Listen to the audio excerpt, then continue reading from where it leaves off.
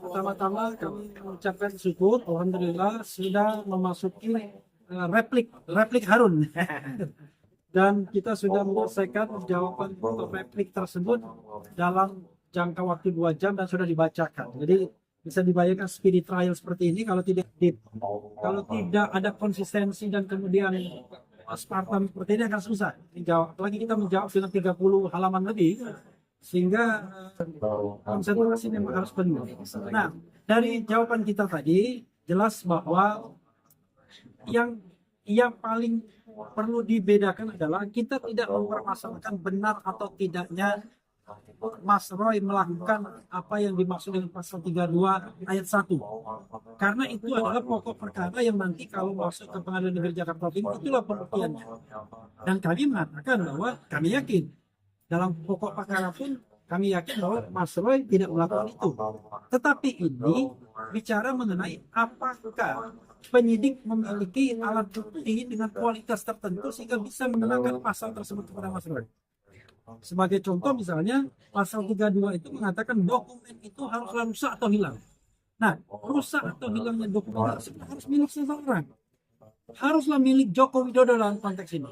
Tapi kalau Jokowi tidak memiliki dokumen elektronik itu atau informasi elektronik itu udah batal seharusnya untuk dikenakannya pasal ini terhadap Mas Roy. Apalagi kalau kita kaitkan dengan saksi dan ahli yang barangkali tidak menjelaskan, tidak menerangkan adanya perbuatan-perbuatan Mas Roy untuk melakukan perusakan, untuk transmisi dan lain sebagainya. Nah, itulah yang kami persoalkan. Selanjutnya barangkali kita bagi-bagi nanti ayat dulu. Tadi ada insiden sedikit. Kita menyetop Soraya bukan karena apa? Karena dia nggak pakai kacamata.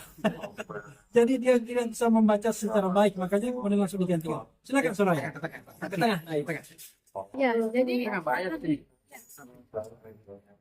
oke, alhamdulillah tadi kita sudah laksanakan satu proses persidangan yang lancar dan semoga hasil nanti akan menjadi hasil yang baik. Amin. Dan itu ada hal-hal yang nanti akan kita uraikan lebih lanjut dan lebih detail yang nanti akan disampaikan oleh rekan kita Gofur. Oke, ya nanti dulu. Pak, balikan ke sini dulu. Balikan.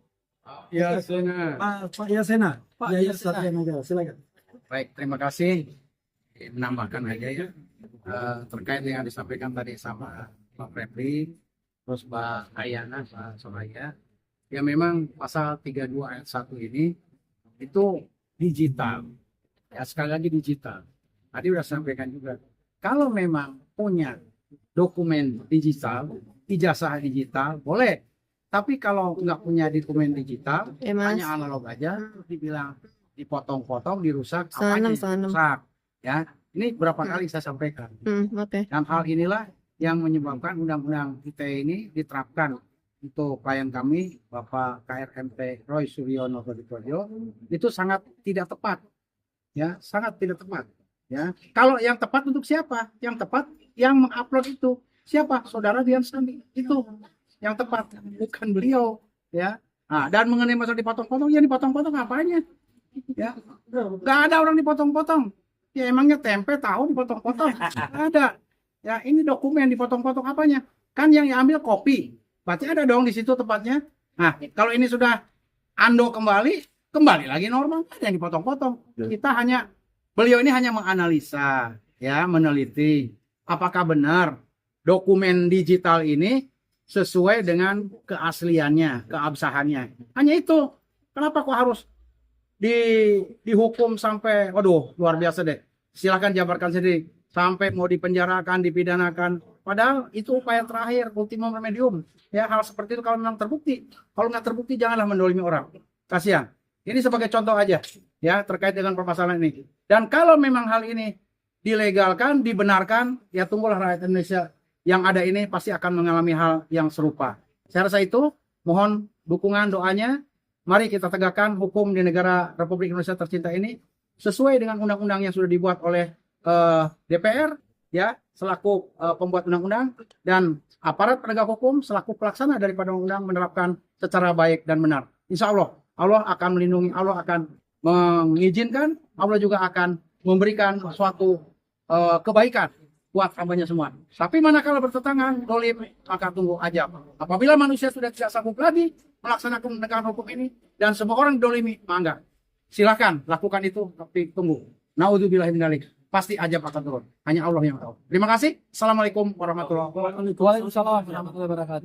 Yang diazab bukan mangga ya tadi. Maklum, Kristen nggak ada. Dah, Abdul Ghafur dulu ya. Oke. Assalamualaikum warahmatullahi wabarakatuh. Rekan-rekan media, tadi sudah kami sampaikan replik. Bukan Bang Refli Harun ya. Replik. Replik Harun, bukan ya. Replik itu artinya adalah tanggapan kami terhadap jawaban dari termohon dan eksepsi dari turut termohon. Ada beberapa hal strategis yang tadi kami tanggapi. Yang pertama kami tanggapi adalah bahwa kami mengajukan permohonan pra peradilan ini bukan untuk menguji aspek material dari pasal 32 ayat 1 Undang-Undang ITE, tetapi lebih kepada bagaimana penyidik mendapatkan bukti yang cukup, dua alat bukti yang cukup atau dua alat bukti yang sah. Dan tadi kami tanggapi bahwa meskipun tadi dalam jawaban termohon bahwa mereka sudah punya minimal 3 alat bukti, ada keterangan saksi, ada ahli, dan kemudian ada surat, kami tanggapi satu persatu. Bahwa pertama terhadap ahli itu haruslah ahli yang berkompeten. Ya. Kedua, saksi. Tadi di jawaban termohon adalah ada 148 saksi. Kami menantang penyidik Polda Metro Jaya dan tadi tidak terlihat dalam jawaban mereka, apakah 148 saksi itu adalah saksi yang relevan tidak? Saksi yang berkualitas tidak? Untuk melihat bahwa Mas Roy melakukan manipulasi data elektronik, menghilangkan, mengubah, menambahkan, atau mengurangi, dan membuat tidak bisa dapat diakses lagi suatu dokumen elektronik. Bukan soal jumlah 148 saksi. Karena dari 148 saksi yang tadi disampaikan oleh termohon, itu sebetulnya adalah saksi-saksi yang justru lebih banyak menekankan terkait dengan pasal pencemaran nama baik dan fitnah. Bukan terkait langsung dengan pengenaan pasal 32 Undang-Undang ITE. Dan besok kami akan masuk di dalam tahapan pembuktian, kami akan mengajukan saksi yang sangat relevan mengetahui peristiwa yang diduga peristiwa pidana tersebut, dan kemudian besok kita akan buka-bukaan ya. Apakah saksi yang mereka miliki dan kemudian saksi tersebut kami hadirkan dalam pra peradilan ini diminta nggak keterangan bahwa Mas Roy ini telah mencuri, meretas, kemudian menghack data elektronik. Itu hal yang pertama. Kemudian hal yang kedua terkait dengan alat bukti surat.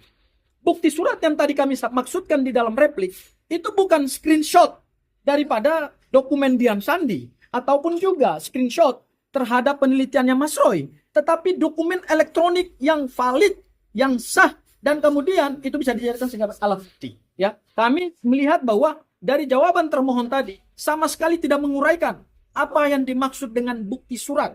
Bukti surat yang mana?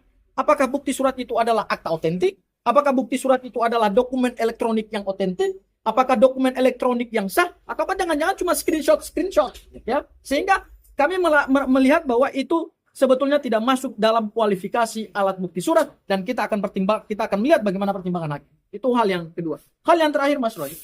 Tadi saya menonton banyak sekali di media-media bahwa tanggap jawaban dan eksepsi jaksa penuntut umum, termohon dan turut termohon tadi seolah-olah sudah dikabulkan oleh hakim. Ya itu bukan. Ya, termohon dan turut termohon mempunyai hak hukum untuk memberikan jawaban dan tanggapan terhadap permohonan kami. Tetapi apa yang dibacakan tadi itu kemudian belum diputuskan, ya. Dan tadi sudah kami bantah juga dalam replik, dan biarkan proses hukum ini berjalan, dan besok kami akan masuk kepada tahap pembuktian, dan pada akhirnya kita akan landing dengan putusan pengadilan. Dan terakhir lagi, Mas Roy, saya ingin mengatakan bahwa tadi di dalam replik kami membantah dalil dari turut termohon, yaitu jaksa penuntut umum, yang mengatakan bahwa mereka masih tetap ingin memaksakan pemeriksaan pokok perkara, ya, karena undang-undang yang berlaku dalam proses hukum acara pidana, yaitu pra peradilan, adalah Undang-Undang 8 tahun 1981. Tetapi tadi sebagaimana yang sudah dibacakan oleh Bang Refli Harun, kami mendasarkan pada Undang-Undang nomor 20 tahun 2025, dan kita sudah punya presiden, yaitu apa? Yaitu putusan pra peradilan kemarin pada permohonan penangkapan, penahanan, penggeledahan yang tidak sah itu, hakim tunggal pra peradilan menggunakan KUHP baru. Oleh karena itu, berdasarkan pasal 136 ayat 1 huruf E, maka 163 huruf ayat 1 huruf E, maka pemeriksaan pokok perkara terhadap Mas Roy di Pengadilan Negeri Jakarta Timur tidak bisa dilakukan sekarang atau harus ditunda karena permohonan pra peradilan sedang berjalan. Oleh karena itu tadi kami sampaikan bahwa ini ada ambiguitas hukum dari penuntut umum ingin memaksakan pemeriksaan pokok perkara, sementara berdasarkan pokok pengalaman kami di pra peradilan yang pertama itu tidak bisa dilanjutkan pemeriksaan. Itu barangkali dari saya. Baik. Ya, baik. Tibalah pada Ya. saat yang berbahagia. Oke, maaf. Ya, assalamualaikum warahmatullahi wabarakatuh. Saya insya Allah tidak mengulangi apa yang sudah disampaikan Mas Refli Harun, Mbak Aya, Pak Yasena, dan juga Mas Gafur. Ada satu yang sangat-sangat krusial dan penting. Tadi, ketika sidang, kita melihat kalau ini harusnya kita mohon kepada kebijakan dari Hakim Tunggal adalah kita sudah bacakan replik. Dan dalam replik itu termuat satu kesalahan fatal, satu kesalahan yang krusial, yaitu soal tanggal yang disebutkan oleh jawaban termohon atau turut termohon, yaitu mereka mengatakan tanggal 19 Juni itu ada pelimpahan. Padahal yang benar adalah tanggal 22 Juni. Dan itu sudah kita bacakan dalam replik. Begitu selesai, baru ketika sudah selesai, ini penting banget ya, pihak termohon baru mengatakan, Pak Hakim, kita ingin melakukan renvoy. Renvoy itu artinya apa? Koreksi. Lah yang sudah dibacakan. Jadi harusnya koreksi itu dilakukan sebelumnya, atau koreksi itu dilakukan atau nggak perlu ada salah. Jadi itu fatal ya. Jadi artinya itu semoga menjadi catatan penting, karena kalau tanggal 19 itu perkara belum dilimpahkan. Perkara masih ada ketika itu tanggal ketika ada penangkapan, kemudian penahanan, dan kemudian penggeledahan. Jadi belum 22 Juni. Kalau 22 Juni itu berarti ketika perkara itu sudah dilimpahkan. Nah, saya kira saya hanya tambahkan itu aja yang paling penting. Jadi insya Allah apa yang dilakukan di sore hari ini, nanti masih ada acara lagi ya. Acaranya adalah kita mendengarkan yaitu duplik. Tapi mungkin saya tidak akan ikut mendengarkan ya. Ada beberapa kuasa hukum yang akan, karena ini istilahnya kalau teman-teman lihat tuh kok bolak balik kayak main kartu. Kita main kartu nih, bolak balik lah ini gambarnya bolak balik kayak main kartu. Ya gitu. Jadi memang proses persidangan begitu ya. Dan ini harus cepat kita lakukan, dan kita lakukan dengan kuasa hukum yang smart, kuasa hukum yang tepat, tegas.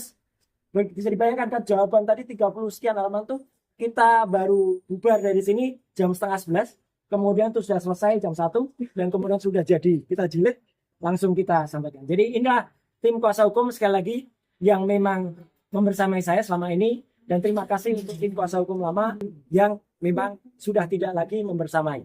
Ya, dan saya harapkan mereka juga tetap tegar kalau mau membela. Ayolah kita sama-sama membela. Membela antar teman nggak apa-apa. Hormat saya untuk Bu Kurnia, hormat saya untuk Pak Rizal Fadila, hormat saya untuk Mas Rostam yang terus berkomunikasi, dan tentu saja dengan Bu Fauzia Yasuma. Ya, saya kira itu saja. Terima kasih. Wassalamualaikum warahmatullahi wabarakatuh. Bolak balik kayak kartu. Ya, cukup ya. Oke. Kecuali kalau ada pertanyaan. Ya. Oke ya, cukup. Terima kasih.